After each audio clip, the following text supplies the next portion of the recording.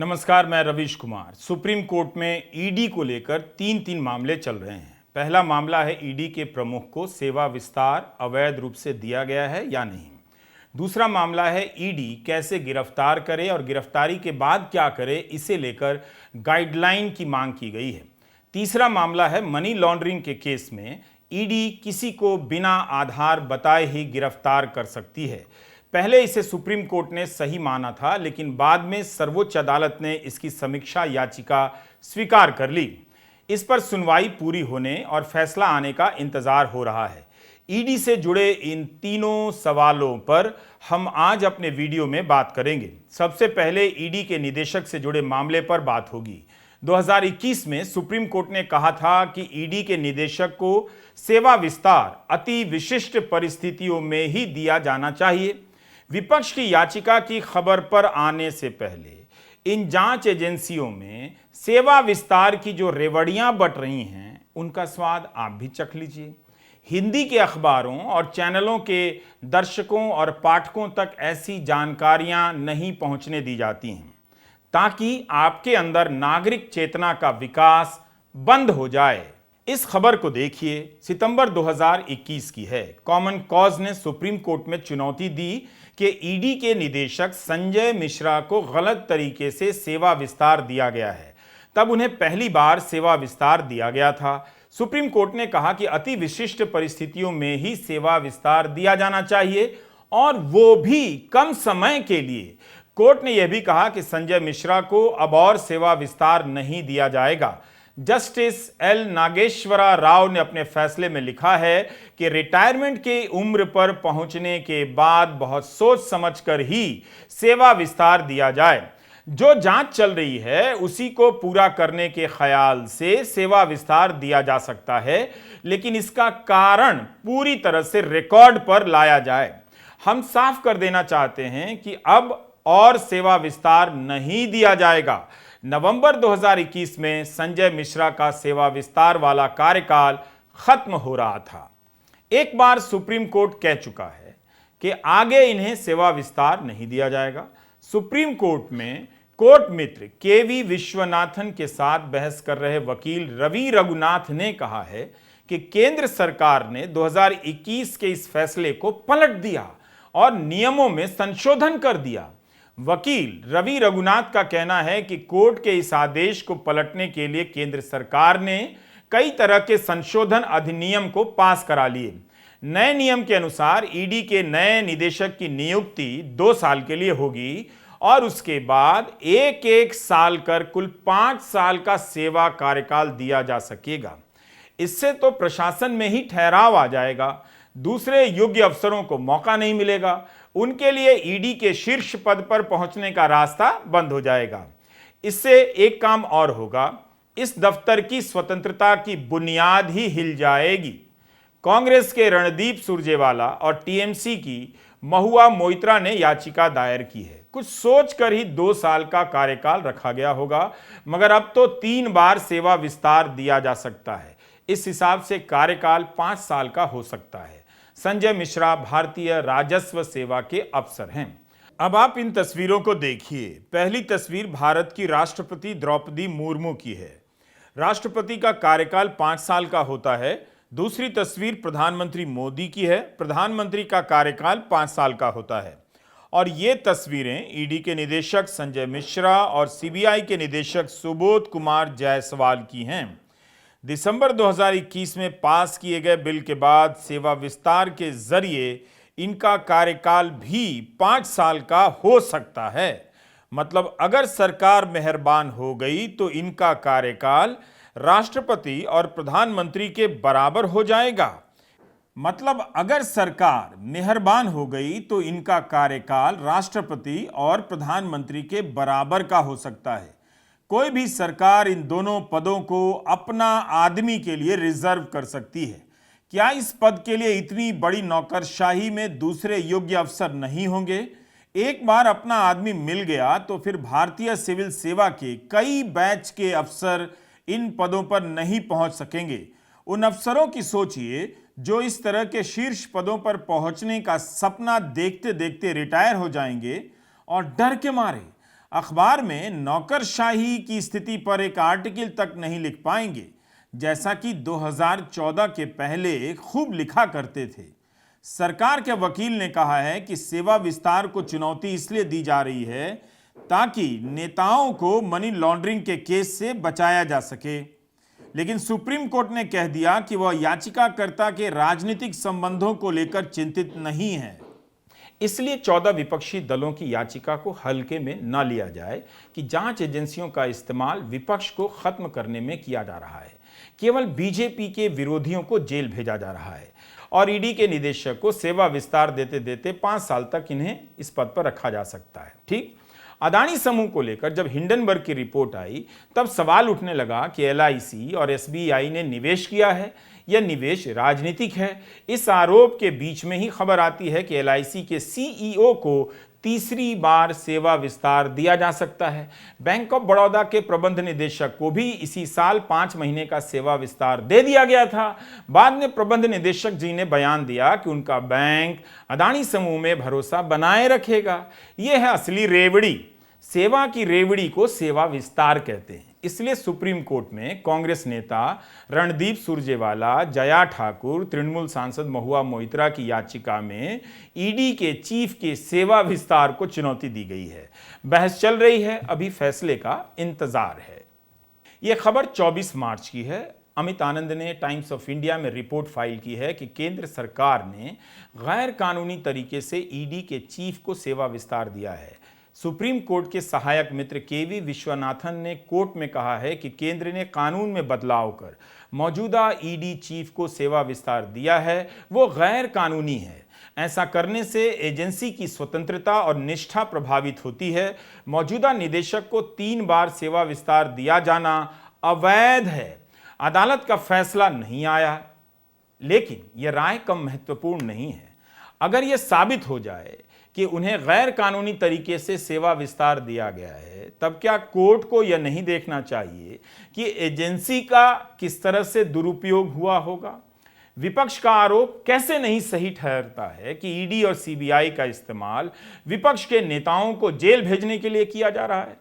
Supreme court के court मित्र केवी विश्वनाथन ने कहा कि ईडी के प्रमुख के सेवा विस्तार करने वाले संशोधनों को निरस्त किया जाए, क्योंकि वे कोर्ट के पुराने ऑर्डर के खिलाफ हैं। ईडी के चीफ के सेवा विस्तार को लेकर बहस चल रही है। इसलिए विपक्ष बार बार आरोप लगा रहा है कि जो नेता बीजेपी में चला जाता है उसके खिलाफ जांच नहीं होती है, जो नहीं जाता है उसे जेल भेज दिया जाता है। इस कड़ी में असम के मुख्यमंत्री का उदाहरण दिया जाता है।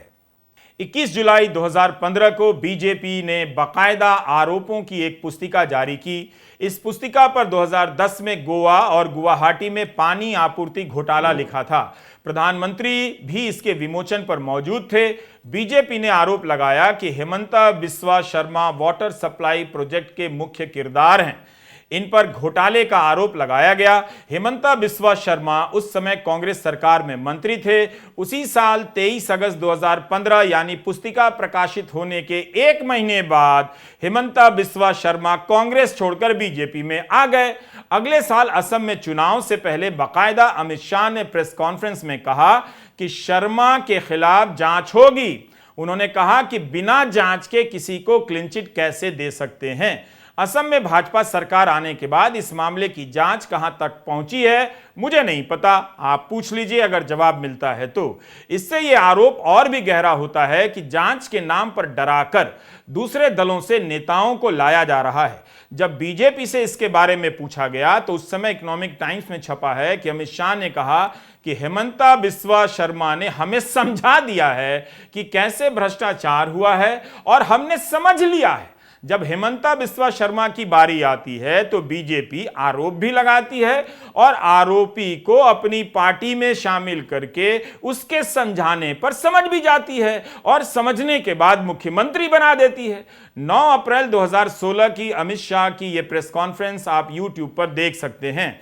जब जवाब नहीं मिला तो सवाल का तरीका बताने लगे, उनसे जवाब देते ही नहीं बना। इसलिए विपक्ष बीजेपी से पूछ रहा है कि हेमंता बिस्वा शर्मा पर आरोपों की पुस्तिका तो आपने जारी की, तो ईडी या सीबीआई से उसकी जांच पूरी क्यों नहीं हुई? क्या 2015 से 2023 के दौरान उनसे कोई ठोस पूछताछ हुई है? जिस मामले में भ्रष्टाचार के आरोप लगे थे, उस मामले में क्या हुआ? कहीं ऐसा तो नहीं कि हेमंता बिस्वा शर्मा के कारण बाकी आरोपी भी बचा लिए गए? इन दिनों बीजेपी राहुल गांधी को संभलकर बोलने की नसीहत दे रही है, लेकिन इसका तो जवाब दे दे कि बकायदा बुकलेट छपवाया हेमंता बिस्वा शर्मा पर, उसका क्या हुआ? क्या तब बीजेपी संभलकर नहीं चल रही थी? हेमंता बिस्वा शर्मा के मुकाबले अब शिवसेना के सांसद संजय राउत का मामला देखिए। राज्यसभा सांसद संजय राउत को 101 दिनों तक जेल में डाल दिया गया। बॉम्बे हाईकोर्ट में उनकी जमानत के विरोध पर सुनवाई चल रही थी। तब स्पेशल जज एमजी देशपांडे ने अपने आदेश में कहा कि इस मामले में 2 अभियुक्तों को अवैध तरीके से गिरफ्तार किया गया है। जज देशपांडे ने कहा कि गलत इंसाफ ना हो, यह भी एक जज का दायित्व होता है। किसी निर्दोष को जेल नहीं होनी चाहिए।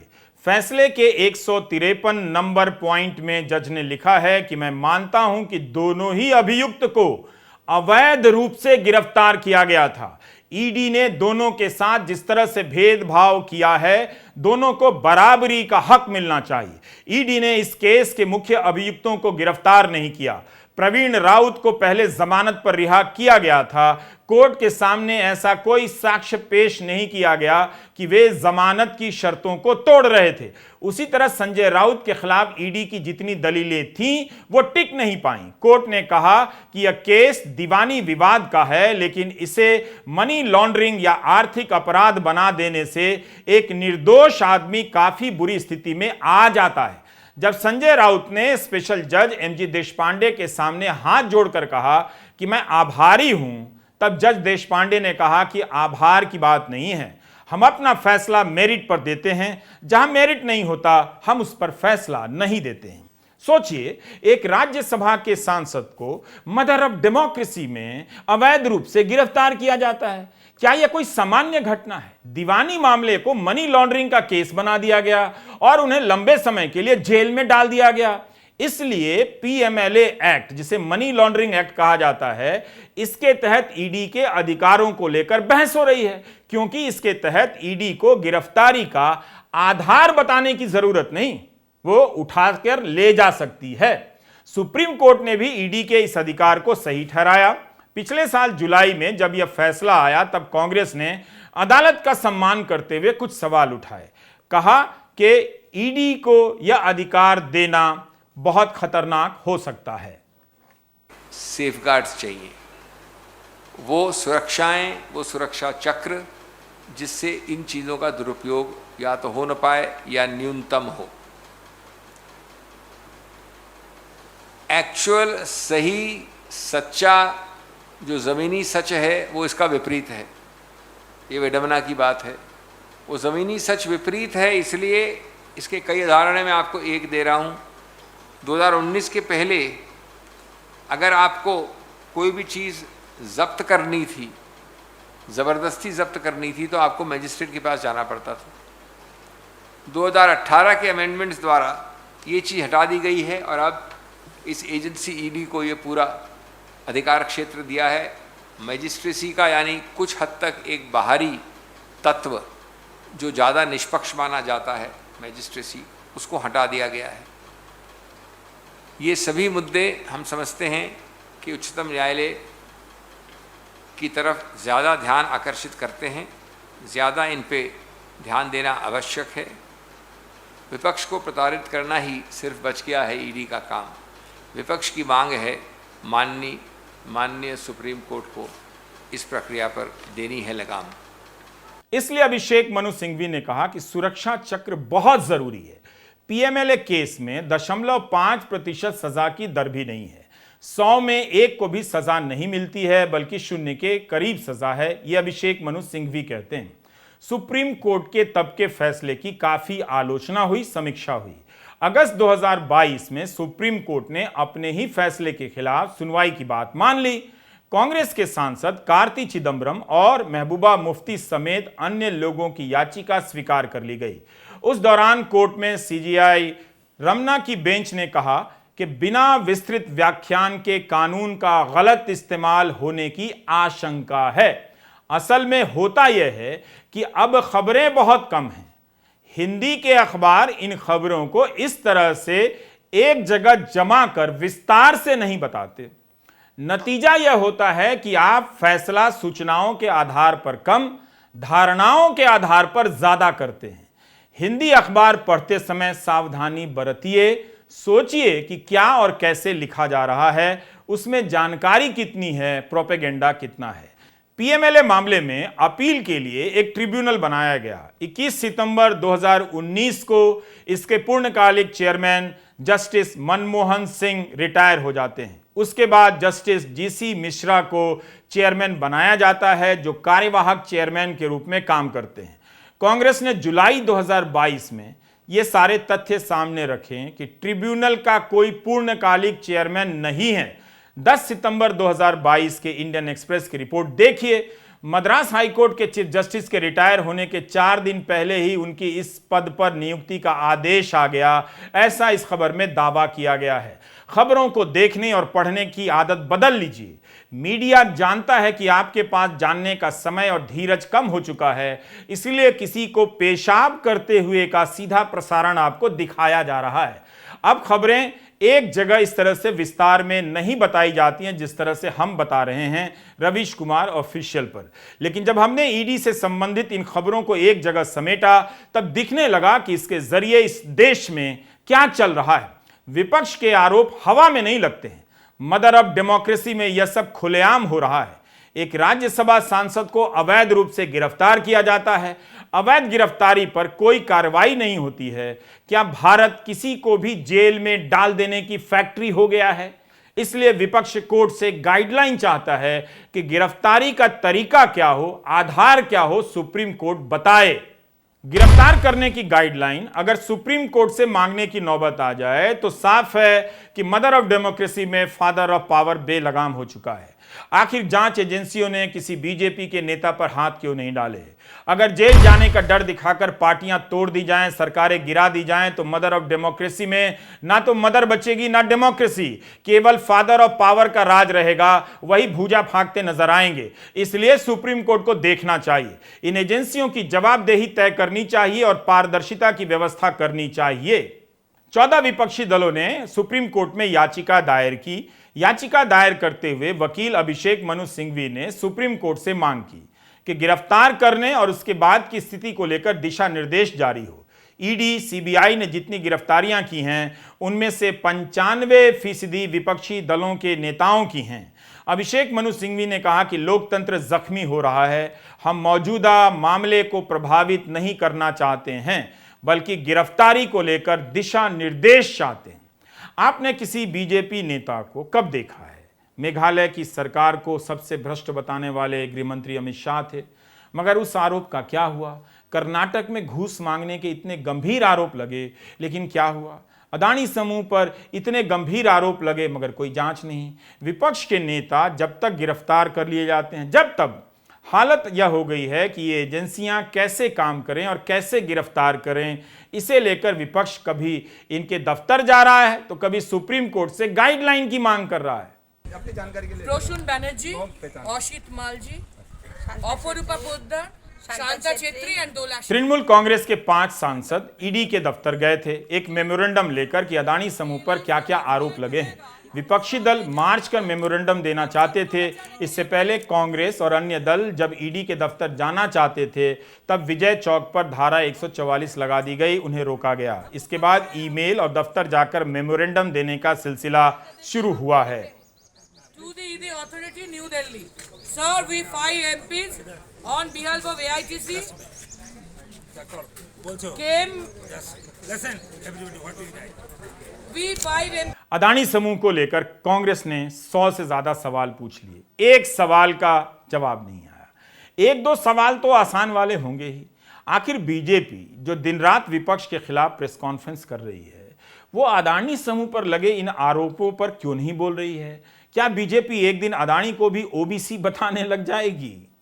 सवालों की हालत इन फड़फड़ाते कबूतरों के जैसी हो गई है। जितनी बार उड़कर गेटवे ऑफ इंडिया के ऊपर मंडराते रहे, सवाल उठाते रहिए, लेकिन सरकार गेटवे ऑफ इंडिया की तरह चुप है। जयराम रमेश ने 100वां सवाल पूछते हुए लिखा कि प्रिय पीएम मोदी, ये हैं आपके लिए HAH के हम अदानी के हैं कौन श्रृंखला की 34वीं और अंतिम किस्त। हमने अदानी महाघोटाले में आपकी स्पष्ट मिलीभगत को लेकर 5 फरवरी 2023 से अब तक आपसे 99 सवाल पूछे हैं। हम एक अंतिम प्रश्न के साथ इस श्रृंखला को समाप्त कर रहे हैं कि क्या आप अपने नियंत्रण वाली जांच एजेंसियों की एक विशाल सेना का उपयोग राष्ट्रीय हित में करेंगे। दुर्भाग्य से 2 मार्च 2023 को सुप्रीम कोर्ट द्वारा गठित विशेषज्ञ समिति के अधिकार क्षेत्र में ये एजेंसियां औपचारिक रूप से नहीं आती।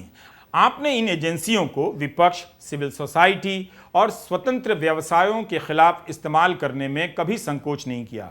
हम आपसे 1947 के बाद से भ्रष्टाचार के इस सबसे बड़े मामले में जांच की मांग करते हैं। सवाल उड़कर कभी मंडराते हैं, कभी डाल पर बैठ जाते हैं, मगर सरकार और Gautam Adani gateway of India की तरह खामोश हैं, सुरक्षित हैं। ईडी की ये सब कहानियां हैं। सुप्रीम कोर्ट में क्या फैसला आएगा कोई बता तो नहीं सकता, मगर कई ऐसी घटनाएं हैं जिनके आधार पर शक को मजबूती मिलती है कि इस संस्था के इस्तेमाल से क्या हो रहा है। अवैध रूप से राज्यसभा का सांसद गिरफ्तार होता है। मदर ऑफ डेमोक्रेसी में फादर ऑफ पावर बेलगाम हो गया है। नमस्कार, मैं रवीश कुमार।